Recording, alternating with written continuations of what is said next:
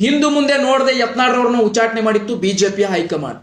ಯತ್ನಾಳ್ರವರು ಎಂತಹ ಪ್ರಬಲ ಶಕ್ತಿ ನಾಯಕರು, ಎಂತಹ ದೊಡ್ಡ ಪ್ರಭಾವಿ ನಾಯಕರು ಅನ್ನೋದು ಈಗ ಬಿಜೆಪಿ ಹೈಕಮಾಂಡ್ಗೆ ಬುದ್ಧಿ ಬಂದಿದೆ. ಅದು ಯಾರಿಂದ ಅಂದ್ರೆ ಮೋದಿಜಿಯವರು ಮತ್ತೆ ಅಮಿತ್ ಶಾ ಅವರು ತಂದಿರುವಂತಹ ಕೆಲವು ಪಾಯಿಂಟ್ಸ್ಗಳಿಂದ. ಹಾಗಾದ್ರೆ ಏನ್ ತಂದ್ರು? ಯತ್ನಾಳ್ರವರಲ್ಲಿ ಇರುವಂತಹ 5 ಪ್ರಬಲ ಏನು ಪಾಯಿಂಟ್ಸ್ಗಳಿವೆ, ಆ ಪಾಯಿಂಟ್ಸ್ಗಳನ್ನ ಅಮಿತ್ ಶಾ ಬಿಜೆಪಿ ಹೈಕಮಾಂಡ್ ಮುಂದಿಟ್ಟಿದ್ದು. ವಿರೋಧ ಪಕ್ಷದ ನಾಯಕರಾಗಿರುವಂತಹ ಆರ್ ಅಶೋಕ್ನವರು ಮಾಡಬೇಕಾಗಿರೋ ಕೆಲಸವನ್ನ ಮಾಡಿದ್ದು ಯತ್ನಾಳ್.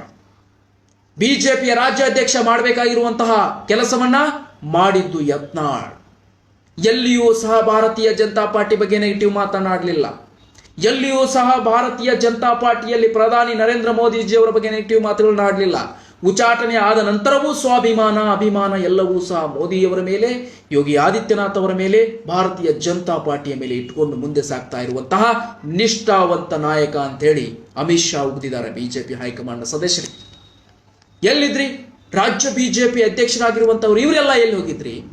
ಮತ್ತೆ ಈ ವಿರೋಧ ಪಕ್ಷದ ನಾಯಕ ಅಂತೇಳಿ ಆರ್ ಅಶೋಕ್ನವ್ರು ಇದ್ರಲ್ಲ, ಅವರೆಲ್ಲ ಏನ್ ಮಾಡ್ತಾ ಇದ್ರು? ಅವ್ರು ಮಾಡಬೇಕಾಗಿರುವಂತ ಕೆಲಸವನ್ನ ಅಮಿತ್ ಶಾ ಅವರ ಹೇಳ್ತಾರೆ, ಅವ್ರು ಮಾಡಬೇಕಾಗಿರುವಂತ ಕೆಲಸವನ್ನ ಯತ್ನಾಳ್ ಅವರು ಮಾಡಿರೋದು. ಈ 5 ಕೆಲಸಗಳನ್ನ ಯಾರು ಮಾಡಬೇಕಾಗಿತ್ತು ಅಂತ ಹೇಳಿ ಪ್ರಶ್ನೆ ಮಾಡ್ತಾರೆ ಬಿಜೆಪಿ ಹೈಕಮಾಂಡ್ ಅಲ್ಲಿ. ಅವಾಗ ಬಿಜೆಪಿ ಹೈಕಮಾಂಡ್ ತಲ್ಲಣಗೊಳಗಾಗತ್ತೆ. ಹಾಗಾದ್ರೆ ಯತ್ನಾಳ್ ಅವರು ಮಾಡಿರುವಂತಹ 5 ಕೆಲಸಗಳು ಮೋದಿಜಿಯವರ ಮತ್ತು ಅಮಿತ್ ಶಾ ಅವರ ಮನಸ್ಸನ್ನ ಗೆದ್ದಿದ್ದು ಹೇಗೆ? ಆ 5 ಕೆಲಸಗಳೇನು ಅನ್ನೋದನ್ನು ನೋಡ್ತಾ ಹೋಗೋಣ. ಯತ್ನಾಳ್ ಅವರು 5 ಕಾರಣಗಳನ್ನ ಇಲ್ಲಿ ನೆನಪು ಮಾಡ್ಕೊಳ್ತಾರೆ ಅಮಿತ್ ಶಾ. ಏನಂತ ನೆನಪು ಮಾಡ್ಕೊಳ್ತಾರೆ? ವಿರೋಧ ಪಕ್ಷದ ನಾಯಕನಾಗಿರುವಂತಹ ಆರ್ ಅಶೋಕ್ ಮಾಡಬೇಕಾಗಿರುವಂತಹ ಕೆಲಸವನ್ನ ಯತ್ನಾಳ್ ಮೊದಲನೆಯ ಕೆಲಸ ಮಾಡಿದ್ದೇನು ಅಂದ್ರೆ ವಕಫ್ನ ವಿರುದ್ಧ ಹೋರಾಟ. ವಕಫ್ನ ವಿರುದ್ಧ ಹೋರಾಟ ಮಾಡಿರುವಂಥದ್ದು ಹೆಂಗೆ? ವಕ್ಫ್ ವಿರುದ್ಧ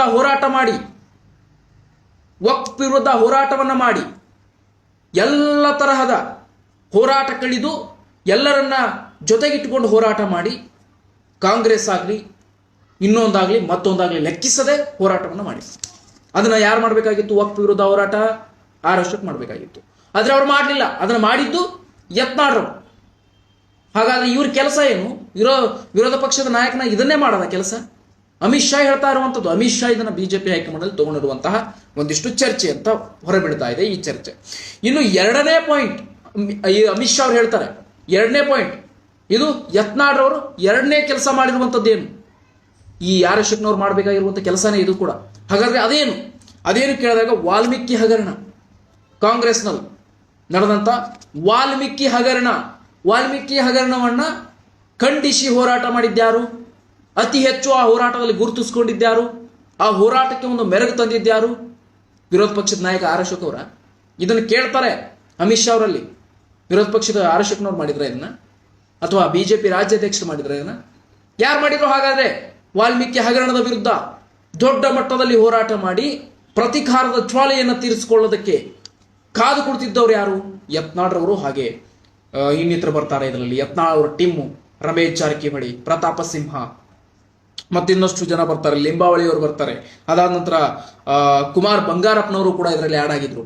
ಇಂಥವರೆಲ್ಲ ಸೇರ್ಕೊಂಡು ಯತ್ನಾಳ್ ಅವರ ನೇತೃತ್ವದಲ್ಲಿ ವಾಲ್ಮೀಕಿ ಹಗರಣದ ಬಗ್ಗೆ ಪ್ರತಿಭಟನೆ ಮಾಡ್ತಾರೆ. ಅದರ ಜೊತೆಗೆ ಅದರ ವಿರುದ್ಧ ಹೋರಾಟ ಮಾಡ್ತಾರೆ. ಅದನ್ನ ಖಂಡಿಸಿ ನಿಂತ್ಕೊಳ್ತಾರೆ. ಇದನ್ನ ಮಾಡಬೇಕಾಗಿದ್ದು ಯಾರು? ನಿಜವಾಗಿಯೂ ಇದನ್ನ ಮಾಡಬೇಕಾಗಿರೋದು ಯಾರು? ಆರ್ ಅಶೋಕ್ನವರು. ಯಾಕಂದ್ರೆ ವಿರೋಧ ಪಕ್ಷದ ನಾಯಕ ಅವರೇ. ಆದ್ರೆ ವಿರೋಧ ಪಕ್ಷದ ನಾಯಕ ಮಾಡಬೇಕಾಗಿರುವ ಎಲ್ಲಾ ಕೆಲಸಗಳನ್ನ ಯತ್ನಾಳ್ ಅವರು ಮಾಡ್ತಾರೆ. ಅದಕ್ಕೆ ನೋಡಿ, ಯತ್ನಾಳ್ ಅವರನ್ನ ಕಂಡ್ರೆ ಈಗ ಅಮಿತ್ ಶಾ ಅವರಿಗೆ ಇದು ಪ್ರಬಲ ನಾಯಕ, ಇದು ಬಿಜೆಪಿಯ ನಿಜವಾದ ತಳಿ ಅಂತ ಗೊತ್ತಾಗ್ತಾ ಇರುವಂತದ್ದು ಅನ್ಕೊಳ್ತೀನಿ. ಅಮಿತ್ ಶಾ ಅವರ ಬಿಜೆಪಿ ಹೈಕಮಾಂಡ್ ಅಲ್ಲಿ ಚರ್ಚೆ. ಸೊ ಅದಾದ ನಂತರ ನಿಮಗೆಲ್ರಿಗೂ ಗೊತ್ತಿರಬೇಕು, ಇನ್ನೊಂದು ಹೋರಾಟವನ್ನು ಸಹ ಮಾಡ್ತಾರೆ ಯತ್ನಾಳ್ ಅವರು. ಇನ್ನೊಂದು ಹೋರಾಟ ಈ ಅಮಿತ್ ಶಾ ಅವರ ಕಣ್ಣಿಗೆ ಹೇಗೆ ಬಿದ್ದಿತ್ತು ಅಂದ್ರೆ ಅಕ್ರಮ ವಲಸಿಗರ ಹೋರಾಟ. ಇದು ಮಹದೇವಪ್ಪ ಮಹತ್ವದ ಹೋರಾಟ. ಇದರಲ್ಲೂ ಕೂಡ ಯತ್ನಾಳ್ ಭಾಗಿಯಾಗಿ ದೊಡ್ಡ ಮಟ್ಟದಲ್ಲಿ ಹೋರಾಟ ಮಾಡ್ತಾರೆ ಮಹದೇವಪ್ಪನವರ ಮಹತ್ವದ ಹೋರಾಟದಲ್ಲಿ. ಸೊ ಅದಕ್ಕೆ ಯತ್ನಾಳ್ ರವರ ಹೋರಾಟಗಳು ಸದಾಕಾಲ ಹಾಗೆ ಮುಂದೆ ಬರ್ತಾನೆ ಇದೆ. ಅದರಲ್ಲೂ ಯತ್ನಾಳ್ ಅವರು ಮಾಡ್ತಾ ಇರುವಂತಹ ಏನು ಅಕ್ರಮ ವಲಸಿಗರ ಹೋರಾಟಗಳಿತ್ತು, ಇದೂ ಕೂಡ ಬಿಜೆಪಿಯ ಹೈಕಮಾಂಡ್ಗೆ ಕಣ್ಣಿಗೆ ಬಿದ್ದರೂ ಸಹ ಸುಮ್ಮನೆ ಆಗಿತ್ತು. ಆದರೆ ಅಮಿತ್ ಶಾ ಅವರು ಸುಮ್ಮನೆ ಆಗಲಿಲ್ಲ. ಬಂದು ಹೈಕಮಾಂಡ್ ಅಲ್ಲಿ ಚರ್ಚೆ ಮಾಡ್ತಾರೆ. ಇಂಥ ನಿಷ್ಠಾವಂತ ನಾಯಕನನ್ನ ನೀವು ತೆಗೆದಿದ್ರಿ, ಒಂದು ಕಪ್ಪು ಮಸಿ ಇಲ್ಲದಂತಹ ನಾಯಕನನ್ನ ಬಿಜೆಪಿಯಿಂದ ಉಚ್ಚಾಟನೆ ಮಾಡಿದ್ದೀರಿ, ಇದು ಸರಿನಾ?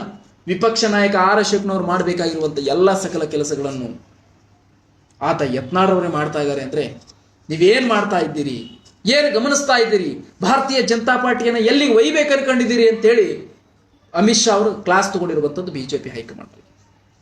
ಇದು ಯತ್ನಾಳ್ ಪವರ್, ಇದು ಯತ್ನಾಳ್ ತಾಕತ್ ಅಂತ ಹೇಳಿ ಎಲ್ಲ ಜನತೆಗೆ ಗೊತ್ತು ಮಾಡ್ತಾ ಇರುವಂತಹ ಉದ್ದೇಶ ಇದೇ. ನೋಡಿ, ಇಲ್ಲಿ ಪ್ರಾಂಪ್ಟ್ ಸಿಕ್ಕಿದೆ.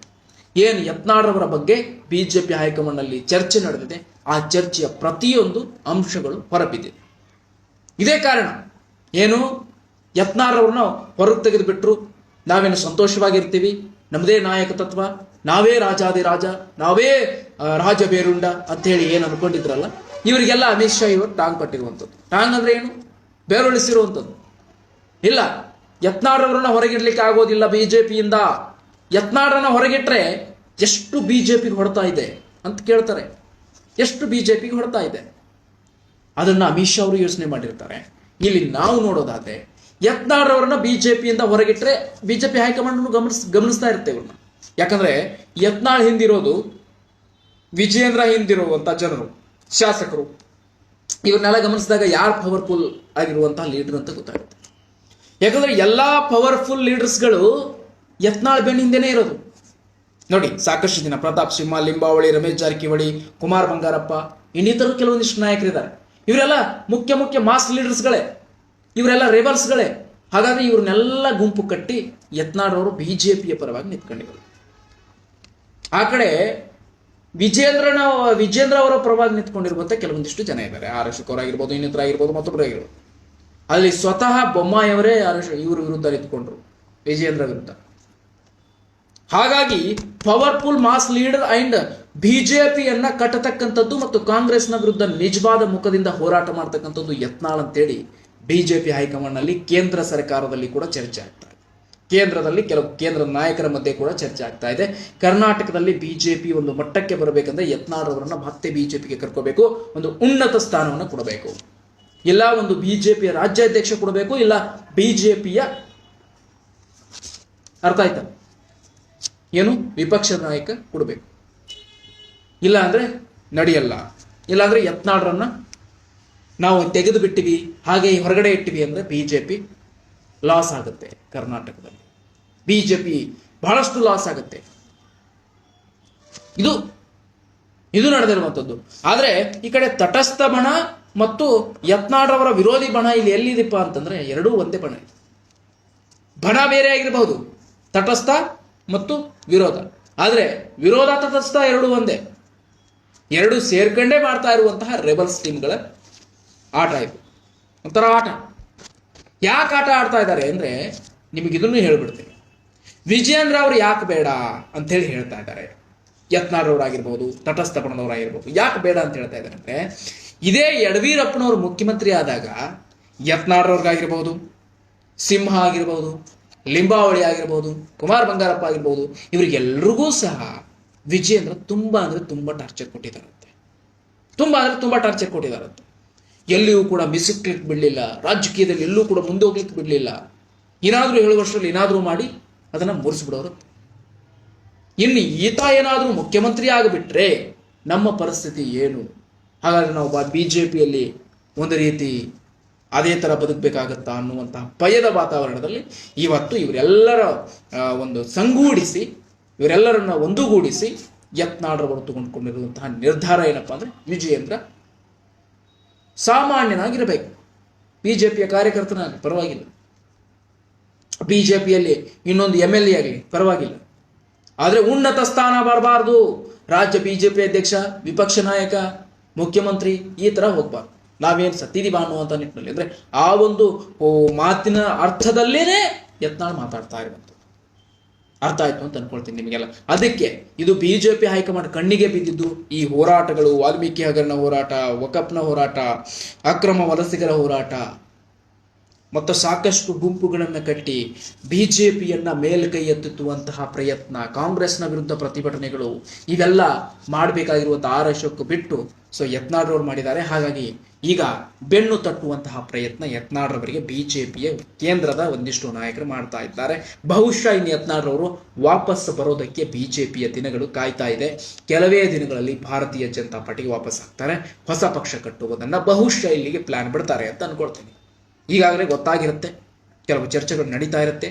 ಹಂಗಾಗಿ ಹೊಸ ಪಕ್ಷದ ಆಸೆಯನ್ನು ಬಿಟ್ಟು ಬಹುಶಃ ಮತ್ತೆ ಬಿಜೆಪಿಗೆ ಎಂಟ್ರಿ ಆಗುವಂತ ಸಾಧ್ಯತೆ ಯತ್ನಾಳ್ರವರದಿದೆ. ಈ ಒಂದು ಮಾಹಿತಿಯನ್ನ ಸಂಕ್ಷಿಪ್ತವಾಗಿ ನಿಮಗೆ ತಿಳಿಸಿದ್ದೀನಿ ಅಂತ ಭಾವಿಸ್ತೀನಿ. ಮತ್ತಷ್ಟು ಮುಂದಿನ ರಾಜಕೀಯ ಸುದ್ದಿಗಳೊಂದಿಗೆ ಭೇಟಿ ಆಗ್ತೀನಿ. ದಯವಿಟ್ಟು ಕನ್ನಡ ಪುತ್ರ ಚಾನಲ್ ಸಬ್ಸ್ಕ್ರೈಬ್ ಮಾಡಿ. ಮತ್ತೆ ಭೇಟಿಯಾಗೋಣ.